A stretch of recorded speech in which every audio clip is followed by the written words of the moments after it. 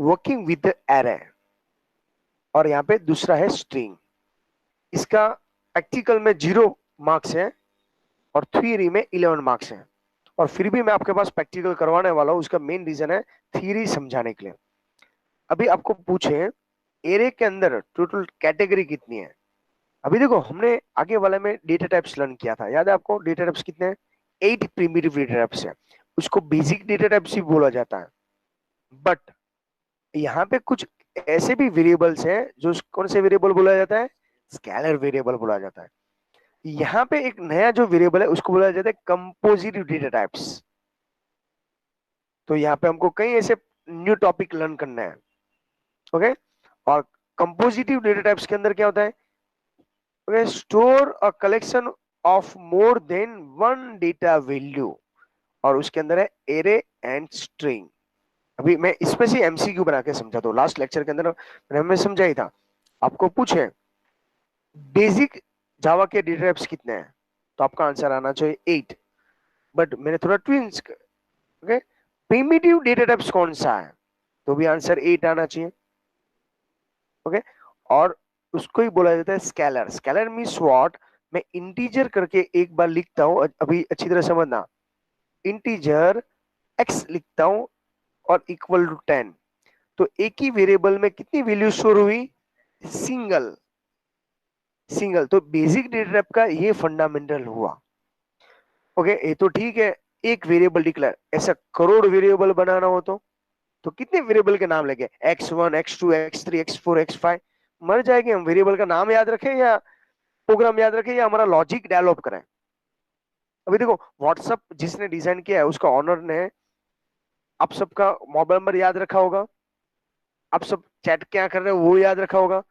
वो तो क्या करता है, व्हाट्सएप बना के प्ले स्टोर में रख दिया, और वो क्या करता है भाई, आप सबको उसका यूज करना है तो क्या करना पड़ेगा? उसके अंदर मोबाइल नंबर एंट्री करके आपको एक यूनिक नंबर दे दिया। उसके बाद आप इसमें जो फीचर्स का यूज करना चाहते हो वो फीचर्स यूज कर सकते हो। एरे जैसा कंसेप्ट है ना?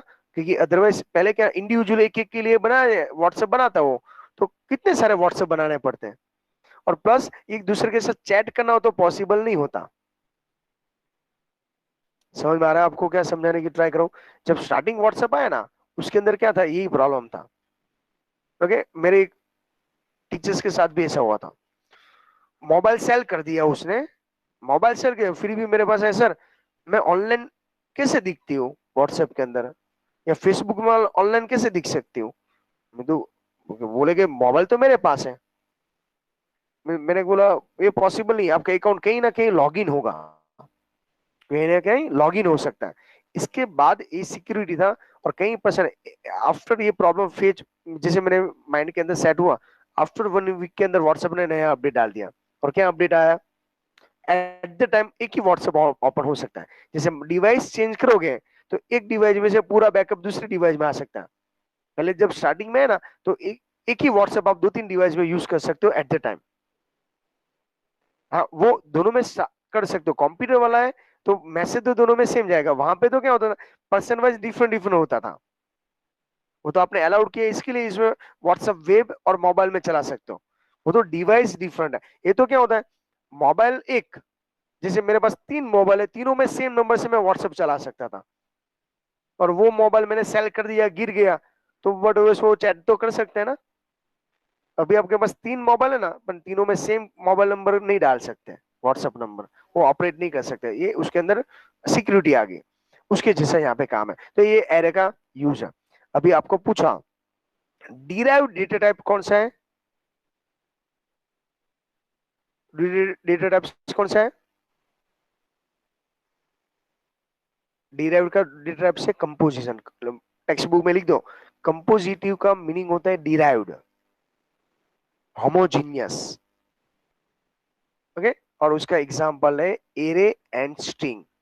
एग्जाम में आपको पूछा एरे एंड स्ट्रिंग है, वो कौन सी कैटेगरी का डेटा टाइप से? A composite, B basic, C A and B both, D none of this. तो आंसर क्या आएगा? ए बोलो। ए कंपोजिटिव। कंपोजिटिव।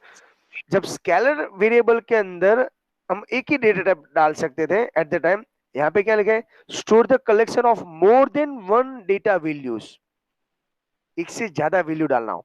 इसके लिए चैप्टर नंबर 2 के अंदर जावास्क्रिप्ट में था, और जावास्क्रिप्ट में क्या था अभी समझा रहा हूं, अभी ध्यान रखना। क्या मैंने क्लैरिफाई किया था जावास्क्रिप्ट के अंदर? जेंडर के अंदर हम क्या लिखते थे? जी लिखते थे, और उसकी वैल्यू में जीरो लिखता था, और मैं एज्यूम करवाता था उसको मेल, और सेकंड टाइम में नाम रखता था जी अगेन, और बॉक्स के अंदर क्या लग रहा था? वन। बट अच्छी तरह देखो, मैंने वो टाइम समझाया था, ग्रुप नेम दोनों का क्या होना चाहिए? Must be same, G and G. याद आ रहा है? तो क्या हुआ? Store the collection of more than one value. मैंने एक में वैल्यू क्या की थी? फीमेल, दूसरे में वैल्यू क्या दिया था? Male, data values. तो ये कंसेप्ट क्या था? एरे था। बट फर्स्ट नेम का एफ एन रखवाया था, मिडिल नेम का एम एन रखवाया था, उसका दोनों का ग्रुप नेम सेम नहीं रखवाया था, क्योंकि वहां पे ये कंसेप्ट नहीं था। अभी समझ में आ रहा है चैप्टर नंबर 2 का जावास्क्रिप्ट? यस या नो? सेम हॉबी में भी ऐसे ही था ना, एच एच एच रखा था, तीनों का नेम सेम था, बट वैल्यू डिफरेंट थी। उसके ब्रेकेट के अंदर जो ब्रेकेट है ना, इसको बोला जाता है इंडेक्स वैल्यू, और जो स्टार्ट होती है जीरो से। अब अच्छी तरह देखो, बोर्ड में ऐसा डिसाइड हुआ है चैप्टर नंबर 2 के अंदर जावास्क्रिप्ट रिमूव कर दे, और मैं ये रिमूव कर देता और आपको ये नहीं समझाता, तो ये सब कंसेप्ट क्लियर कैसे करवा सकता? ओके, और ये यहाँ पे कुछ नहीं डिलीट किया उसने। अभी देखिए नेक्स्ट पॉइंट के अंदर चले जाते हैं, अभी एरे के अंदर चले जाते हैं। एरे के टोटल टाइप्स कितने हैं? टोटल 3 है। एक one dimensional, two dimensional and multiple dimensional. One dimensional के अंदर सिंगल ब्रैकेट आता है, उसका ग्राफ मैं ड्रॉ करके पर्सनली मैं ग्रुप में भेज दूंगा बाद में। 2D के अंदर टू ब्रैकेट आता है, और 3D के अंदर मल्टीपल ब्रैकेट आता है, टू से ज्यादा हो सकता है। साइंस का एक चैप्टर है मैट्रिक्स, और इन फ्यूचर आप कंप्यूटर साइंस में या बीएससीआईटी या बीसीए में जाओगे तो वापस आपको थोड़ा सा मैथ स्टडी करना पड़ेगा। उसका मेन पर्पज है आपको एरे। अभी पूरे वर्ल्ड में, जैसे मैंने व्हाट्सएप के अंदर आज से 1 साल पहले मैं बात करूं, व्हाट्सएप के अंदर मैं, जैसे आप सबने टीचर्स विश मुझको किया टीचर्स डे के दिन, और टीचर्स के अंदर से सब के सब ग्रुप में एक ही मैसेज आ रहा है। तो पहले क्या होता था मालूम है? गैलरी के अंदर 10 या 12 सेम इमेजेस दिखती, और अभी देखना आप एक ही दिखता है। पर मैं इंडिविजुअल ग्रुप में देखूंगा जब स्टूडेंट वाइज, तो मुझको वहां पे सेम दिख रही है। भाई अनिकेत ने भी भेजा है, करण ने भी भेजा है, पर मैं जब मैं गैलरी में देखता हूँ तो एक ही इमेजेस होती है। ये है कंसेप्ट एरे का। आपको दिखता है इंडिविजुअल, आपको लगता है सर ये मेरा व्हाट्सएप है, ये बोलोगे ये मेरा व्हाट्सएप है, व्हाट्सएप आपका है ही नहीं।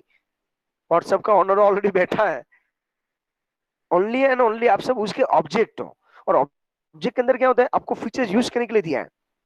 ओके, तो इसके जैसे काम है यहाँ पे। अभी देखो दूसरा इसके अंदर क्या समझना था, 1D है ना, वो कॉलम इंडिकेट करता है।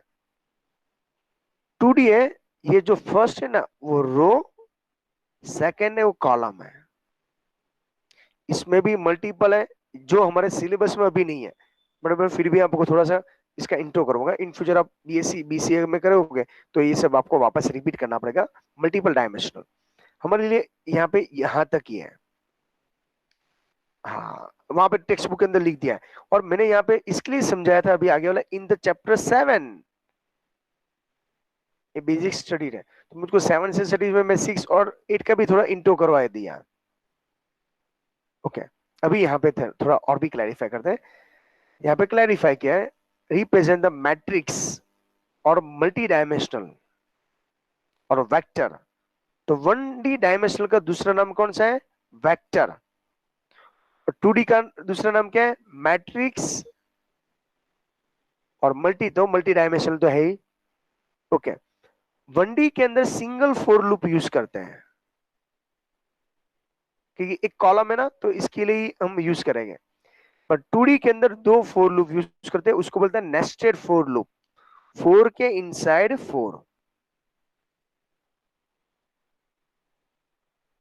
एक फोर था वो जो रो के लिए होगा, रो एक फर्स्ट ब्रैकेट के लिए होता है। जो सेकंड है वो कॉलम के लिए होगा, और वो 2D के लिए सेकंड के लिए होगा। क्लियर है यहाँ पे? तो ये उसका नॉर्मल ये चैप्टर का इंट्रो है। अभी देखो इसमें से मैं आपको कहीं सारे कहीं डिफरेंट डिफरेंट कैटेगरी है। एरे के टाइप कितने हैं? A1 B2 C3 D4। बोलिए कौन सा आएगा? C3।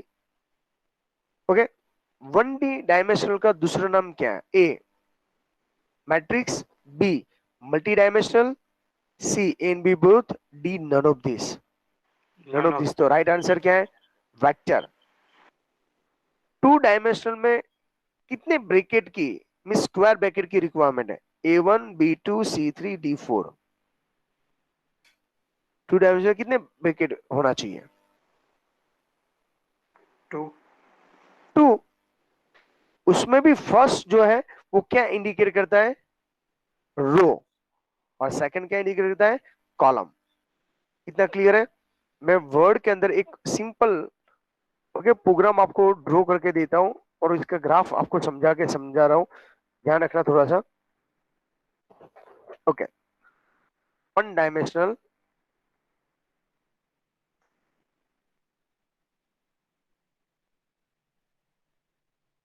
का दूसरा नाम क्या है? वेक्टर। इसके अंदर कितने ब्रैकेट आना चाहिए? स्क्वायर 1 ब्रैकेट होना चाहिए। अंदर दूसरा क्या मैंने बोला? सिंगल फोर लूप होना चाहिए। समझाता हूं।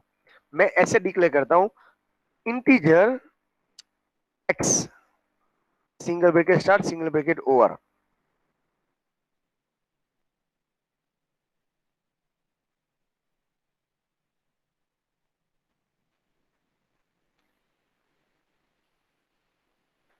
और मैं यहाँ पे साइज रखता हूं एरे की 3, और इक्वल टू करके मैं डायरेक्टली वैल्यू दिखा देता हूं।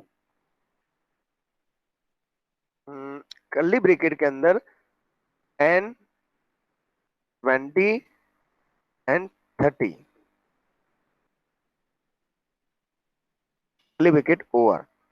तो मैं यहाँ पे अच्छी तरह समझना, यहाँ पे मैं आपको पूछूं, यहाँ पे इंटीजर क्या है? तो आपका आंसर आना चाहिए सर बेसिक डेटा टाइप्स है। मैं आपको बोलूं एरे का नाम क्या है? तो आपका आंसर आना चाहिए एक्स। मैं आपको ऐसे बोलूं, नो, यहाँ पे वेरिएबल नहीं होगा, यहाँ पे एरे नेम होगा, क्योंकि पूरा वेरिएबल का आगे वाला था। 7 8 के अंदर हमने वही तो क्लैरिफाई किया, बेसिक डेटा टाइप सब सिंगल वेरिएबल डिक्लेयर कर सकते हो। जैसे स्क्वायर ब्रैकेट देखो, मैं अभी तक ऐसा करता था आगे वाले चैप्टर्स के, इंटीजर x इक्वल टू 10, तो एट द टाइम कितनी वैल्यू स्टोर होती थी? 1 ओनली। इसलिए बेसिक डेटा टाइप है।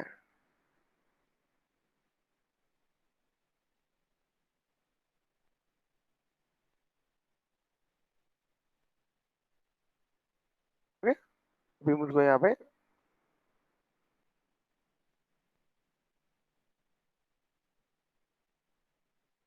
ओके अभी देखिए, ये बेसिक डेटा टाइप्स है।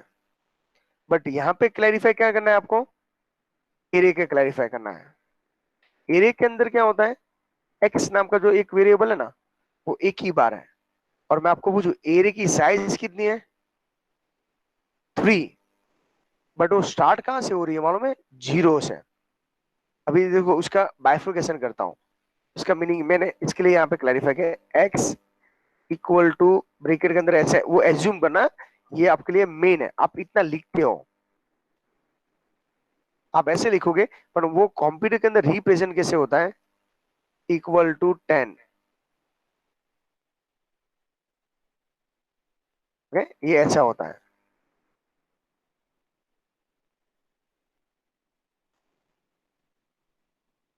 यहाँ पे क्या आएगा, 20। और यहाँ पे क्या आएगा, टू का मीनिंग क्या होगा, 30। अभी आप लोग सर इसमें नहीं समझ में आया, देखो अभी क्लैरिफाई करते हैं। अभी इसमें से ही समझ में आएगा, अगर मैं थोड़ा सा वही पॉइंट रिपीट करो, पूरा का पूरा चैप्टर इसमें समझ में आने लगेगा आपको। आपको लिखना इतना ही है, पर उसके बैक एंड साइड कैसे काम होता है। मैं आपको पूछूं x0 की वैल्यू क्या है, तो आपका आंसर आना चाहिए 10। x1 की वैल्यू क्या है, 20। 2 की 30। और ये तो मैंने फिक्स वैल्यू असाइन कर दी है। मैं आपको बोलूं एरे की साइज कितनी है, अभी देखो इसके अंदर क्वेश्चन आंसर देखना पूछे जाएगा, 6। Array size equal to 3। तो स्टार्ट कहां से होता है, 0, 1 एंड 2 से। साइज तो 3 होगी ना, कंप्यूटर के अंदर ऐसे ही यूज करते हैं 3। बट अभी यहां से, बट मैं आपको बोलूं उसकी एरे की डेटा साइज क्या है, बोलो 18। आंसर क्या होता है, 18। 18 होता है। यस, 4 बाइट इंटीजर की इंटू 3। यस, अभी देखो इंटीजर की साइज कितनी थी, 4 बाइट, याद है चैप्टर नंबर 2 के 7 के अंदर हमने क्लैरिफाई किया था। मल्टीप्लाई एरे कितने, 3, तो इक्वल टू कितने हो गए, 12। तो इसने रिजर्व कितना किया, 12 बाइट। मिक्स ना हो जाए उसके लिए ध्यान रखना, ये सब कैलकुलेशन थोड़ा सा बोर्ड के अंदर पूछे जा सकता है। बट मैं एग्जाम में आपको पूछा x1 की वैल्यू क्या होगी, तो उसके नीचे ना आपको यहाँ पे आर्ग्यूमेंट लिख देने का, ऐसे एज्यूम कर लेने का भाई x3 है।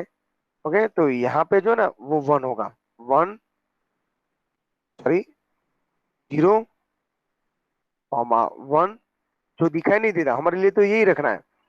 तो समझाता हूँ, अब सीडी डीवीडी को क्रॉस करोगे, पेनड्राइव को तोड़ दोगे, इसमें कभी डेटा दिखा, कोई सॉन्ग या मूवी दिखा, तो सब 0 1 का कॉम्बिनेशन है। पर फिर भी मैं सॉन्ग को या मूवी को स्टार्ट करता हूं तो मैं डायरेक्टली कहीं से भी स्टार्ट कर सकता हूं। पहले के वाले डीवीडी या सीडी के अंदर देखना, जैसे आज से 10 साल पहले जब डीवीडी नई नई आई या सीडी आई ना, तो जैसे सीडी लगाते हो ना आप, तो पहले हेडिंग में क्या आता था, जो 5 मूवी उसके अंदर ना उसका होर्डिंग होता है, वो 5 मूवी होर्डिंग पे सिलेक्ट करोगे ना, थोड़ा सा टाइम लगता था, इसके बाद वो स्टार्ट होता है।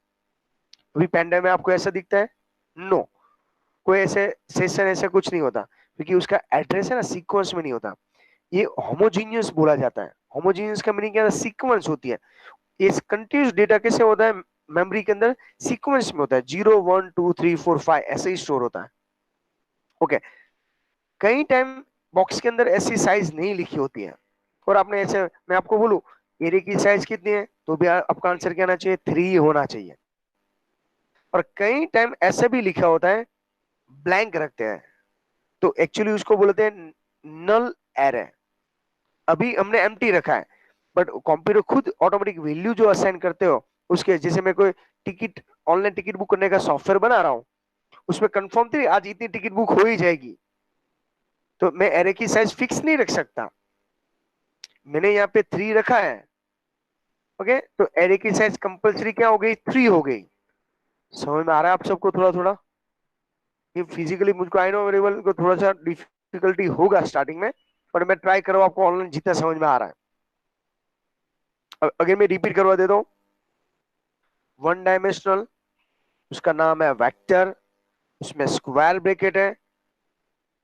ये एग्जांपल में ले रहा हूं, उसको बोला जाता है एरे को डिक्लेयर करना। उसके दो टू स्टेप है, इंटीजर, एक्स का मीनिंग होता है array name, size square bracket के 3, इक्वल टू मैंने 3 वैल्यू डिक्लेयर कर दिया है।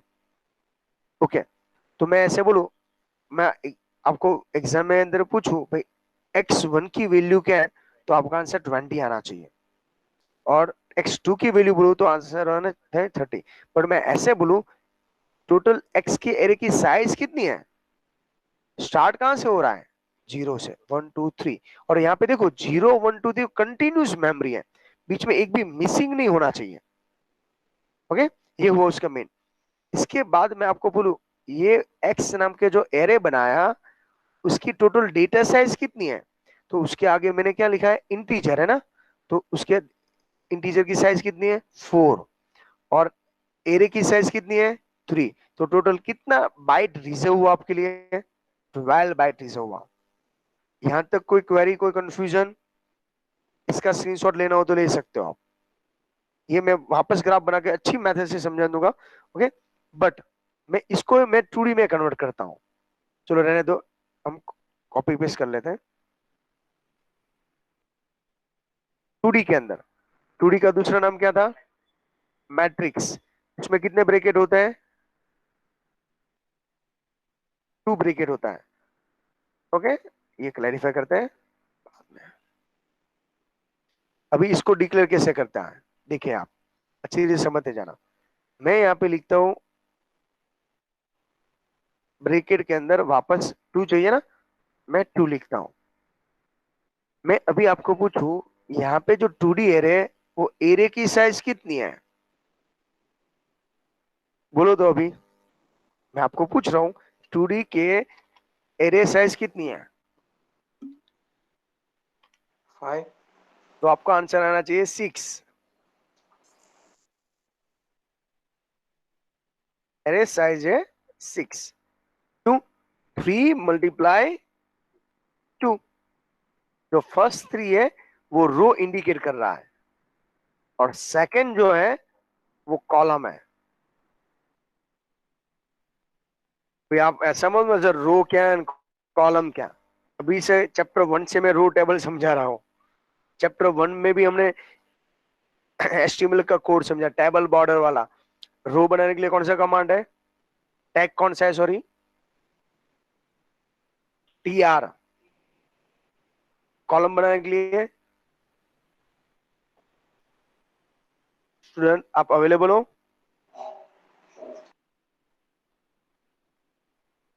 TD table data. Table data.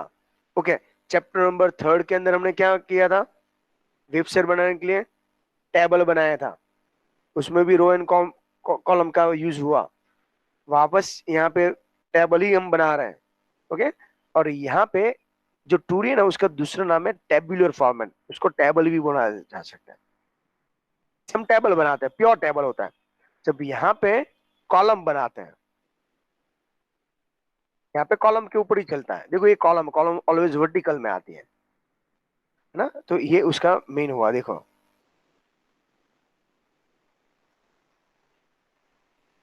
ये कॉलम ही है सिंगल।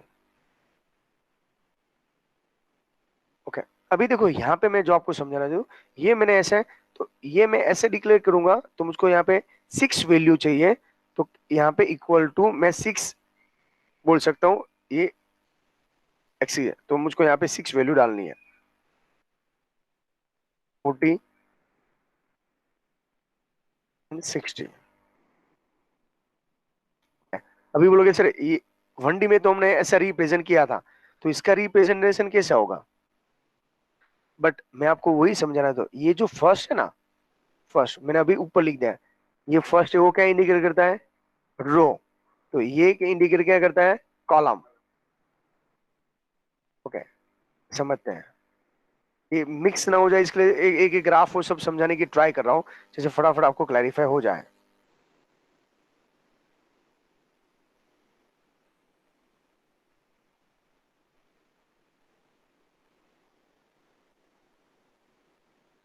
ओके, ये वो उसका मैन। अभी इसका रिप्रेजेंटेशन कैसा होगा, उसके लिए मुझको टेबल बनाना पड़ेगा। टेबल बनाते हैं, कितनी रो बनाऊं, रो ये राइट है, तो कॉलम कितनी बनाऊं,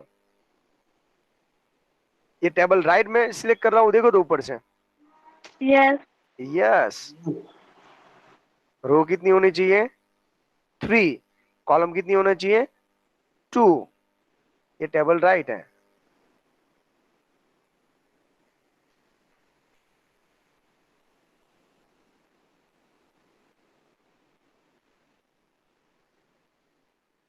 समझाता हूं आपके लिए, सब रिकॉर्ड ऐसा दिखता है। ये टेबल फॉर्मेट में, बैकग्राउंड में समझा रहा हूँ, एक्चुअली ये सब कैसे डिजाइन होता है मैं समझाता हूँ।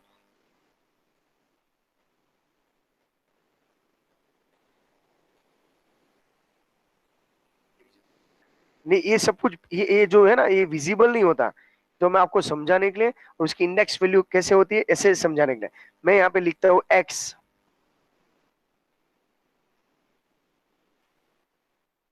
0 2D है ना, इसके लिए तो ऐसे होता है, और अगेन ब्रैकेट के अंदर 0। समझते जाना अच्छी तरह। और उसके अंदर वैल्यू आएगी 10, रो वाइज जाने का। ये जो हमने 10 फर्स्ट वैल्यू लिया ना, वो यहाँ पे आएगा। एक्चुअली डिस्प्ले कुछ भी नहीं होता, मैंने इसके लिए एग्जांपल दिया। पेन ड्राइव या सीडी डीवीडी तोड़ के आप देखोगे तो म्यूजिक मूवी दिखाई नहीं देता। ये सब सब 0 1 का ही कमाल है, तो आपको एड्रेस समझ में आना चाहिए। यहाँ पे रो वाइज, तो रो कौन सा है? 1 20। वो मेमोरी के अंदर कैसे स्टोर होता है वो हमारे लिए इंपॉर्टेंट है। यहाँ रो पे क्या है? 2 30। ओके, यहाँ तक रेडी है। यहाँ पे क्या आएगा? कॉलम,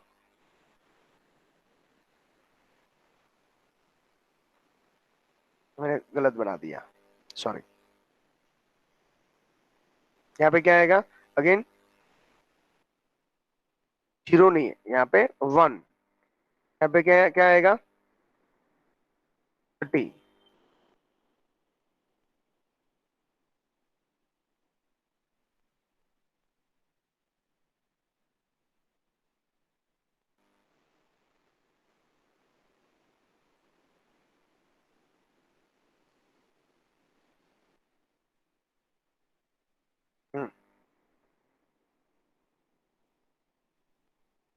ओके, इसकी एड्रेस हम चेंज करते हैं वापस।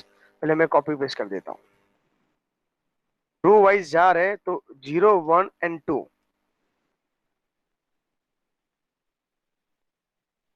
और यहाँ पे आएगा कॉलम की वैल्यू। सर सेकंड ब्रैकेट में आएगी ना? हाँ, यहाँ पे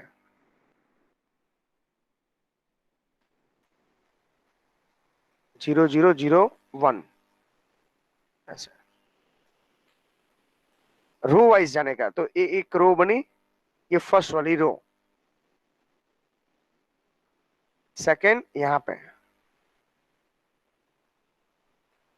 थर्ड ये। ओके, अभी समझाता हूँ, इसके अंदर थोड़ा सा क्लैरिफाई करो। रो कितनी है? 3 है ना, तो रो 1, रो 2, रो 3 बन गई। कॉलम कितनी है? 2, तो ये कॉलम 1, कॉलम 2। और अपने वैल्यू कितनी स्टोर की है? 6 है। तो एक्चुअली वो मेमोरी के अंदर कैसे स्टोर होता है? तो मैं आपको बोलूं, 10 का एड्रेस क्या है? x00, रो पहले आती है। इसके बाद यहाँ पे क्या है? x01। ओके, मैं आपको बोलूं 30 की क्या है? x10।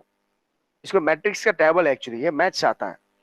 एक्चुअली हमको ये सब दिखाई नहीं देना है, ये उसको कुछ करना नहीं है, पर आपको यहाँ पे वैल्यू स्टोर करना है, इसके अंदर ये ध्यान रखना है बस। तो आपके 6 के 6 वैल्यू यहाँ पे स्टोर हो जाते हैं। तो इसके लिए उसका नाम क्या रखा है? Matrix to array, row, column और टेबुलर फॉर्मेट। ये टेबल के अंदर आ गए सब। तो इसमें हाँ, ये गलत है, यहाँ पे 1 आता है।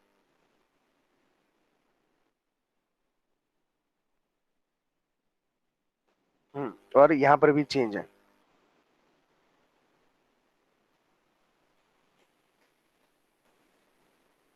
ओके, यहाँ पे देखो, रो वाइज जाते तो रो के अंदर पहले ना 0 0 1 1 एंड 2 2। तो कितनी रो बन गई? रो कितनी बन गई, 3 बन गई। ओके, स्टार्ट हुआ से यहां से देखो, और कॉलम कितनी है, 2 है, तो 0 0 0, और यहां पर भी क्या होना चाहिए, 2 नहीं, यहाँ पे 1 आना चाहिए। ओके, ये ऐसा स्ट्रक्चर होता है। तो आपको मैं बोलूं 60 की एरे इंडेक्स वैल्यू क्या है, तो आंसर क्या आना चाहिए, 2 एंड 1। मैं आपको बोलूं 20 का इंडेक्स वैल्यू क्या है, 0 1। ऊपर भी ऐसे ही था, पर वहां में यहाँ पे 10 का ही होता है, x 1 एंड 2। और यहाँ पे क्या है देखो, पर ध्यान ये रखना है, जब दो मल्टी डायमेंशनल हो तो रो फर्स्ट होती है। तो देखो रो के अंदर ये सब क्लैरिफाई होना चाहिए, सेम एड्रेस होता है। ये एक्चुअली आपको ये सब समझना कि सब मल्टीपल, इसके नीचे मैं लिख नहीं सकता ये सब, पर फिर भी आपको 10 की वैल्यू पूछे तो इसका एड्रेस ऐसा होता है। अभी समझ में आया? बट ये तो ठीक है, चलिए ये समझ में आ गया। बट मैं आपको बोलूं इसकी डेटा साइज कितनी है, तो आपको क्या करना पड़ेगा, 6 मल्टीप्लाई 4 कितना हुआ, 24 बाइट रिजर्व हुआ। समझ में आ रहा है अभी थोड़ा थोड़ा? ये क्यों ग्राफ बना रहा हूं, उसका रीजन है ये, आपको 24 क्यों आया उसका रीजन ही आपको समझाने के, स्पेस रिजर्व कर दिया। इन केस आप ऐसा कुछ नहीं लिखते हैं, ये मैंने कुछ नहीं लिखा, ब्रैकेट ब्लैंक रखा, फिर भी आपके लिए कितनी बाइट रिजर्व कर देता है, 24। जैसे अभी समझा, तो ये 2D का मैंने 32 GB की पेन ड्राइव परचेस की, और उसके अंदर कुछ भी नहीं रखोगे तो भी 32 तो आपके लिए रिजर्व कर दी ना। आप गूगल ड्राइव में अकाउंट बनाते हो तो 15 GB आपके लिए रिजर्व रख दी उसने, गूगल ने 15 GB आपको फ्री में देता है, आप उसके अंदर रिकॉर्ड एंटर करो या ना करो। ओके, और वंस अपॉन टाइम ऐसा भी हो सकता है, देखना अभी, वंस अपॉन टाइम मैंने ऐसा नहीं किया और बॉक्स एम्प्टी रखा। अभी ये सब आपको क्यों समझा रहा हूं, उसका समझ में आने चाहिए। ऐसा बॉक्स रखा ब्लैंक,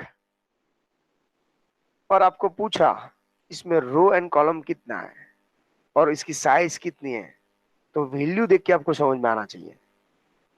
समझ में आया? ये सब पूछेगे जैसे हम क्लैरिफाई करेंगे, ऐसा अभी के लिए इतना इनफ है। 2D के अंदर रिवाइज करो, 2D 2 डायमेंशनल मैट्रिक्स बोला जाता है, उसमें 2 ब्रेकेट आना चाहिए। आपको पूछे ये एरे की साइज कितनी है, row multiply column, total table format में 6 है, पर आपको पूछा एरे की साइज नहीं, डेटा साइज कितनी है, तो 24 बाइट, ऐसा आंसर आना चाहिए। और इसके लिए इंटीजर, यहाँ पे एरे का नाम क्या है, एक्स 2 एंड 3, और उसकी साइज है, और इसके टेबुलर फॉर्मेट में। भाई आप लोग सर ये सब है कहाँ, इतना सारा समझा रहे हो आप। अभी हम टेक्स्ट बुक को थोड़ा फॉलो करते हैं। ओके, यहाँ पे ये सब हुआ, अभी आप ऑटोमेटिक समझ गए सर ये मेथड राइट थी। ओके, पर ये फिजिकली नहीं होता ना तब तक, ये एब्स्ट्रैक्ट, एग्जैक्टली एब्स्ट्रैक्ट नहीं बोल सकते हैं, प्योर एब्स्ट्रैक्ट नहीं बोल सकते हैं। हाँ, ओके, अभी देखें एरे को क्या करना पड़ता है, उसकी मेथड है। जैसे ऑब्जेक्ट को हमने ऑब्जेक्ट बनाया था ना, तो ऑब्जेक्ट का अभी क्या करना पड़ता था, 3 स्टेप थे। पहले डिक्लेयर करो रूम R1, उसके बाद क्या किया था हमने, देखो तो चल रहा है पीछे, वॉइस आ रहा है स्टूडेंट? हेलो, आप अवेलेबल हो सब? Yes, sir.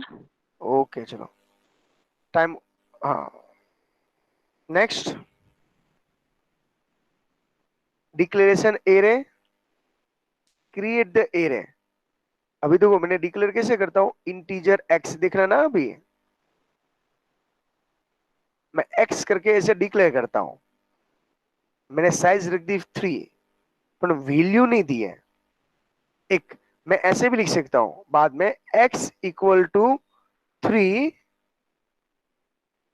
इक्वल टू, मैं 3 वैल्यू दे देता हूं, 10 20 एंड 30। तो दोनों काम पहले वाले में भी मैंने ऐसे ही किया था ना, पर यहाँ पे 2 लाइन में मैंने लिखा अलग अलग। पहले 3 डिक्लेयर किया, तो उसको क्या बोला जाता है, डिक्लेरेशन। और इसको क्या बोला जाता है, क्रिएट द अरे ऑब्जेक्ट। ऑब्जेक्ट बनाना और न्यू के साथ वो अलग है। देखो वापस न्यू ऑपरेटर आया, ये कहां पे हमने लर्न किया था, चैप्टर नंबर 8 के अंदर, है ना। न्यू ऑपरेटर है, एक कीवर्ड है, रिजर्व वर्ड है। और उसको इनिशियलाइजेशन वैल्यू इनिशियल करते हैं। अभी हम डायरेक्टली यहाँ पे स्टडी करते हैं। मैंने आपको जो समझा रहा था, वन डायमेंशनल एरे, उसको सिंगल डायमेंशन भी बोला जाता है, वन डी एरे भी बोला जाता है। ओके, और देखो यहाँ पे उसने एग्जांपल लिया है, इंटीजर मार्क्स 5। मैंने क्या एग्जांपल लिया था, इंटीजर x। तो एक्चुअली वैल्यू कहां से स्टार्ट हुई, 0 1 2 3 एंड 4। अभी देखो उसको डिक्लेयर करने की मेथड क्या है। ओके, इसके लिए स्क्वायर ब्रैकेट होना चाहिए, डेटा टाइप, एरे नेम, उसके पीछे ब्रैकेट लगा के सेमीकोलन करो, और डेटा टाइप ब्रैकेट आगे भी लगा सकते हो। चैप्टर 7 के और 8 के अंदर कहीं से हम स्टूडेंट बोले सर हम यहाँ पे ऐसे वैसे करेंगे तो चलता था, क्यों, उसका रीजन क्या था, ये एरे का कंसेप्ट था। देखो यहाँ पे ये जो मैंने लिखा, मैं ये 3 को back and side means x के पहले लिखूं या बाद में लिखूं, उसके कोई प्रॉब्लम नहीं है, ये भी राइट है। और मैं ऐसे लिख देता हूं, देखो ये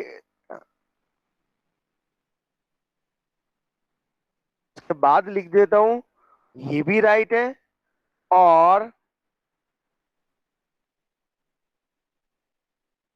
समझते जाना, ये सब सिंटेक्स जिसे कंफ्यूज ना हो।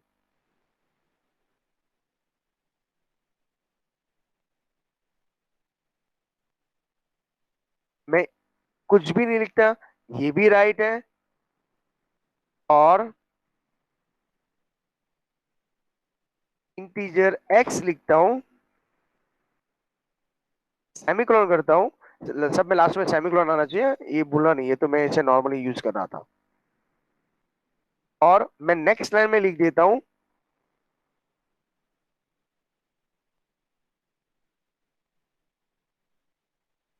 10 20 एंड 30, ये भी राइट ही है। जब मैं आपको पूछा एरे डिक्लेयर करने का, या इसमें से एरे की राइट सिंटेक्स कौन सी है, ए, बी, सी,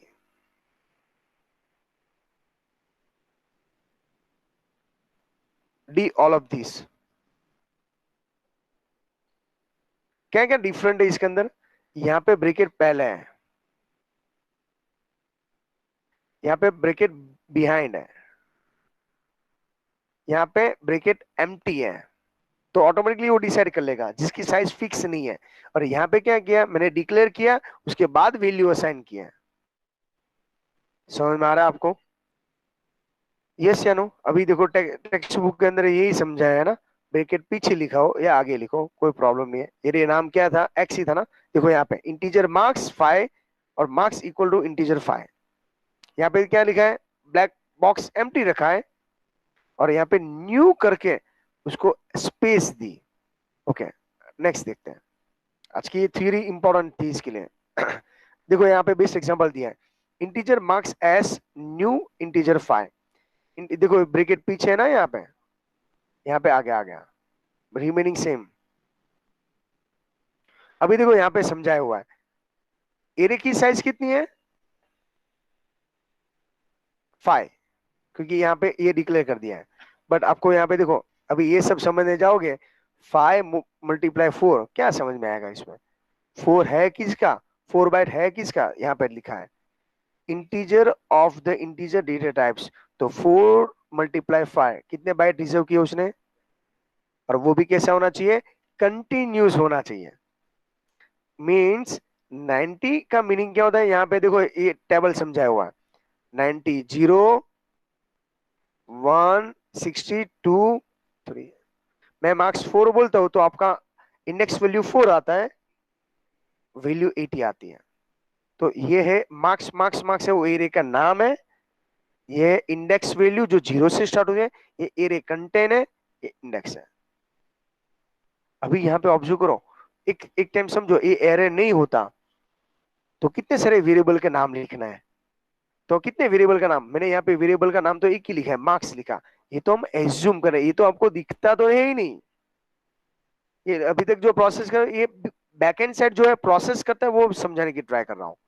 ओके, तो ये हुआ एग्जाम में ऐसा पूछा उसमें स्टार्टिंग कौन सा है, मार्क्स 0, एंडिंग कौन सा है, लास्ट एलिमेंट 4। ये सब एमसीक्यू में पूछे जाता है, 11th मार्क के एमसीक्यू है। क्या लिखा है यहाँ पे, चैप्टर 8 ऑब्जेक्ट ऑलरेडी हमने बना के रेडी किया है। अभी देखो कोई भी स्टूडेंट है पीछे से चैप्टर स्टार्ट करेगा, क्या समझ में आएगा इसको। ओके, ये हुआ 1D। अभी हमको ये प्रोग्राम भी बाद में नेक्स्ट लेक्चर्स के अंदर स्टडी करेंगे, अदरवाइज ओवरलोड हो जाएगा। ये एक प्रोग्राम है जो इंपॉर्टेंट था, मैं आपको ओवरव्यू करवा देता हूँ। सिंपल है, अभी तक की जो सिंटेक्स समझा ना उसका।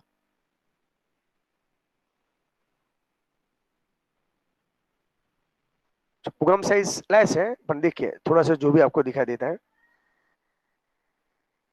मैंने आपको अभी समझाया ना। क्या लिखा है, इंटीजर मार्क्स 1 और उसके नीचे साइज डिक्लेयर की, तो ये भी राइट है, दिख रहा है आपको। और यहां पर भी देखोगे इंटीजर मार्क्स 2 और उसके पीछे 3 है, मार्क के 2 के बाद ब्रैकेट है। देखना हो तो टेक्स्ट बुक में पेज नंबर 188 में फिगर नंबर 9.3 देखिए, और इंटीजर मार्क्स 3 के अंदर आगे ब्रैकेट आ गया। मार्क्स 4 के अंदर न्यू नाम का वर्ड नहीं है और डायरेक्टली वैल्यू एंटर कर दिया। उसके अंदर देखो वापस मार्क्स 5 के अंदर ब्रैकेट आगे लिख दिया और न्यू कीवर्ड नहीं है। ये सब का मीनिंग तो एक ही होता है, पर डिक्लेयर करने की अलग अलग मेथड है। बट यहाँ पे कॉमन क्या है, सबका एरे का नाम क्या है, डिफरेंट है, और बनता है 3-4 वैल्यूज। और सामने आउटपुट देखो, टेबल फॉर्मूला में दिख रहा है 1 2 3 3 3।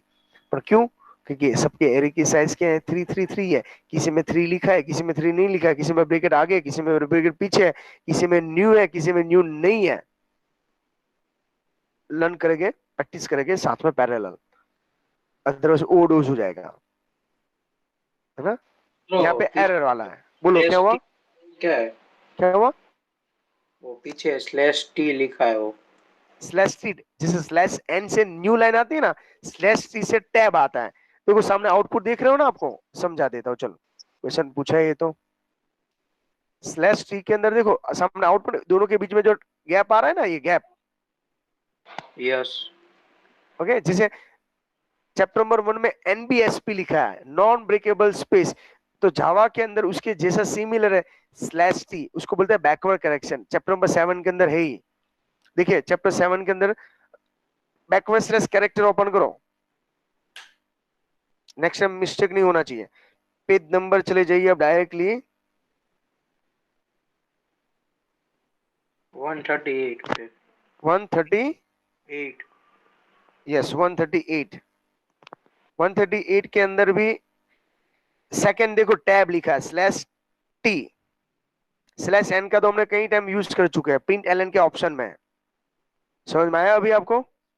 देखो इसके लिए सीक्वेंस सेम है, जैसे तेरे माइंड में तो अभी क्वेश्चन आएगा, तूने टाइप भी नहीं किया, कई स्टूडेंट को मैंने टाइप करवा के रेडी करवा दिया, पर ये क्वेश्चन नहीं आया उसके माइंड में। टैब देखो एवरी टाइम के लिए टैब आता है, ये स्पेस है ना, टैब है, 7 space bar equal to 1 tab होती है। ओके, अभी हम नेक्स्ट पॉइंट के अंदर 2D का थोड़ा इंट्रो कर लेते हैं।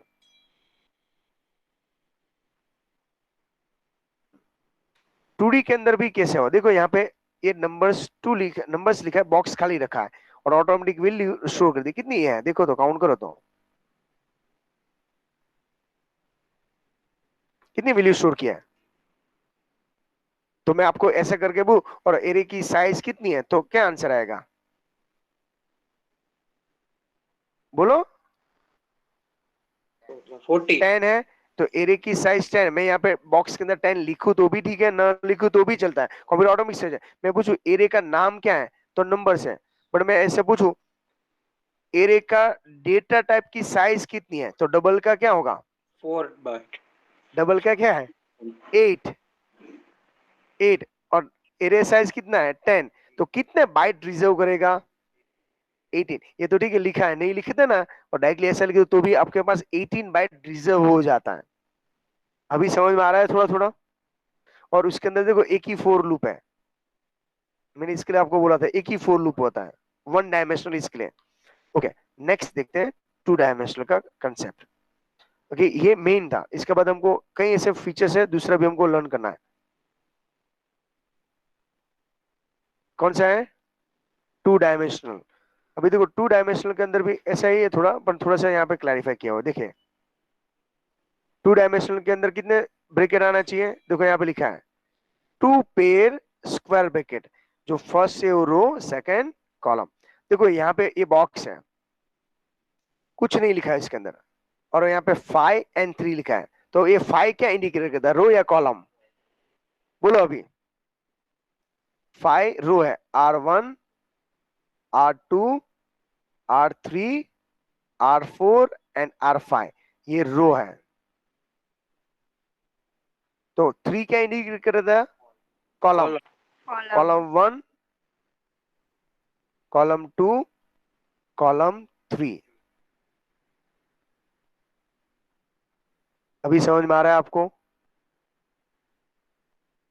ये कैसे कैसे यहाँ पे समझाया हुआ है?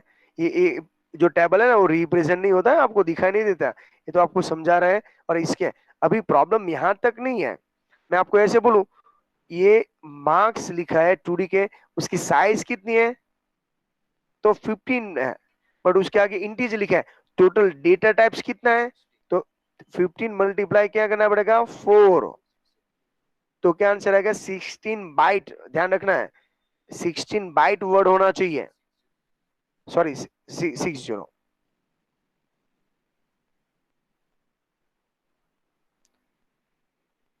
समझ में आ रहा है? क्योंकि यहाँ पे बाइट के अंदर होता है, मेमोरी के अंदर बाइट आता है। एरे हो तो डायरेक्टली आपको डिजिट लिख दोगे तो चलेगा। देखो यहाँ पे लिखा हुआ है, दिख रहा है अभी? अभी देखो ये सब समझने जाएंगे तो आप कंफ्यूज हो जाओगे। 15 इंटीजर, ये क्या है? देखो यहाँ पे लिखा है 5 क्या इंडिकेट करता है? रो। तो इसका याद रखना, राम भगवान पहले है ना, ये सब मिक्स ना हो जाए इसके लिए। जब हम टेबल बनाते हैं ना, आगे वाला पे TR स्टार्ट, उसमें भी रो वाइज जाने का होता है। TR बनता है पहला, बाद में। टेक्स्ट एरिया में भी ऐसा है। टेक्स्ट एरिया की प्रॉपर्टी क्या है? रोज एंड कॉल्स। तो मिक्स ना हो जाए इसके लिए मैं ट्राई करता हूँ ये सब कीवर्ड देने के लिए, जिसे फास्ट फॉरवर्ड आपके माइंड में सेट हो। इसको बोलते हैं मल्टी, पर Java does not support multi dimensional. Okay, तो इसके लिए हमारे यहाँ पे एक लिमिटेशन आ जाती है 2D के लिए। तो आई होप सो। और यहाँ पे ये बॉक्स में जो मैंने आपको बना के समझा रहा था ना, ये समझा रहा था, बट ये इतना बड़ा मैं एग्जांपल देने जाऊंगा तो और भी कंफ्यूज हो जाएगा विथ डेटा साइज। देखो 5 है, तो ये क्या है? रो है ना। तो देखो रो 0 1 2 3 4 तक जाएगी। कॉलम कितने हैं? 3। तो 1 2 एंड 3 तक जाएगी। और एग्जाम में यहां तक नहीं पूछे जाते हैं, वो यहां से पूछते हैं। मैं आपको पूछूं 30 का एड्रेस क्या है, तो थोड़ा सा होमवर्क करना पड़ेगा बॉटम साइड। समझ में आ रहा है आपको? 30 का क्या आएगा? टेक्स्ट बुक में देखो तो 1 1। तो एग्जाम में ऐसा पूछा। ओके, 4 1 में वैल्यू कौन सी है?